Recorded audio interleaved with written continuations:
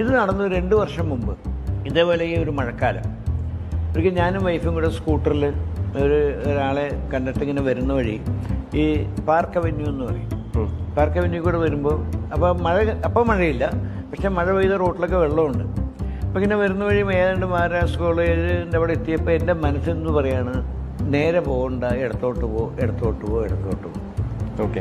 ഞാൻ സാധാരണ എനിക്ക് വീട്ടിലേക്ക് പോകാൻ എളുപ്പം നേരെ വന്നിട്ട് ഫൈൻ ആർട്സ് കോളേജ് ലെഫ്റ്റ് തിരിഞ്ഞ് പള്ളി പോയി വീട്ടിൽ പോകുന്നതാണ് ഞാൻ യൂഷ്വലായിട്ട് എങ്ങനെ പോകുള്ളൂ. എപ്പോഴും അങ്ങനെ പോകാനാണ് എനിക്ക് സൗകര്യം, കാരണം അവിടെ ട്രാഫിക്കും കുറവാണ്. പക്ഷെ അതിന് വിപരീതമായിട്ട് എൻ്റെ മനസ്സിനിങ്ങനെ ടേൺ ലെഫ്റ്റ് ഇങ്ങനെ ഗ്യാപ്പിട്ട് പറഞ്ഞുകൊണ്ടിരിക്കുക. ഞാനത് എന്താ വേറെ അതിനൊരു റീസൺ പോലും എനിക്ക് എന്താണെന്ന് മനസ്സിലായില്ല. അപ്പോൾ ഞാനത് ഇഗ്നോർ ചെയ്തു.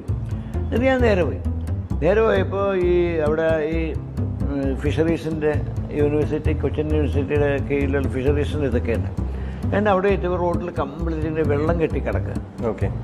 അപ്പം ഞാൻ ഇപ്പോൾ ഇവിടുന്ന് ഓപ്പോസിറ്റ് വന്ന വണ്ടിക്ക് സൈഡ് കൊടുക്കാനും പറ്റും. ഞാൻ ലെഫ്റ്റ് കയറി പോയപ്പോഴേക്കും ഭയങ്കര ഗട്ടറായിരുന്നു, ഏതാണ്ട് ഒരടി താഴ്ചയുള്ള ഗട്ടറായിരുന്നു. ഞാനും വൈഫും കൂടെ മറിഞ്ഞു. വൈഫിൻ്റെ തല പൊട്ടി. എന്നിട്ട് പിന്നീട് മെഡിക്കൽ ടെസ്റ്റൊക്കെ കൊണ്ടുപോയി സ്റ്റിച്ചൊക്കെ ഇടേണ്ടി വന്നു. അങ്ങനെ 2 പേർക്കും അത്യാവശ്യം പരിക്കൊക്കെ ഉണ്ടായി.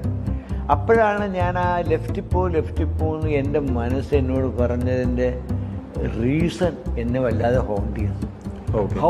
എങ്ങനെ സാധിച്ചു ആ മനസ്സിനത് കണ്ടുപിടിക്കാൻ, എങ്ങനെ തോന്നി? സത്യമായി ഞാൻ പറയുന്നത്, ഇതിനകത്ത് ഒരു 1% പോലും എക്സാജറേഷൻ ഇല്ല.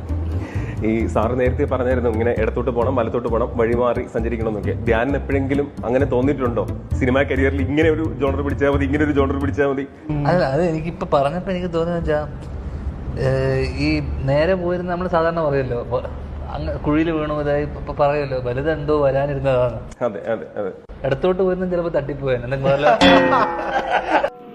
മ്യൂസിക്